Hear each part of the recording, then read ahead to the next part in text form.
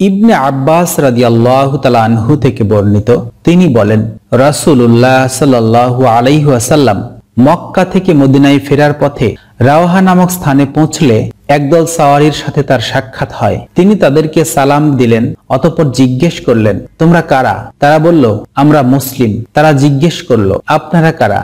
জবাবে সাহাবীগণ বললেন, রাসূলুল্লাহ সাল্লাল্লাহু আলাইহি ওয়াসাল্লাম ও তার সাথীবৃন্দ।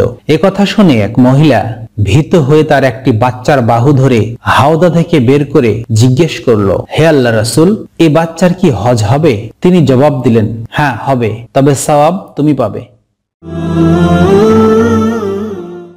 আবু হুরায়রা রাদিয়াল্লাহু তাআলা আনহু থেকে বর্ণিত, তিনি বলেন, রাসূলুল্লাহ সাল্লাল্লাহু আলাইহি ওয়াসাল্লাম বলেছেন, সেই সত্তার শপথ যার হাতে আমার জীবন, তোমরা যদি পাপ না করতে তাহলে আল্লাহ তোমাদেরকে পৃথিবী থেকে অন্যত্র সরিয়ে নিতেন এবং এমন এক জাতিকে নিয়ে আসতেন যারা পাপ করত, অতঃপর মহান আল্লাহর দরবারে ক্ষমা চাইত আর তিনি তাদেরকে ক্ষমা করে দিতেন।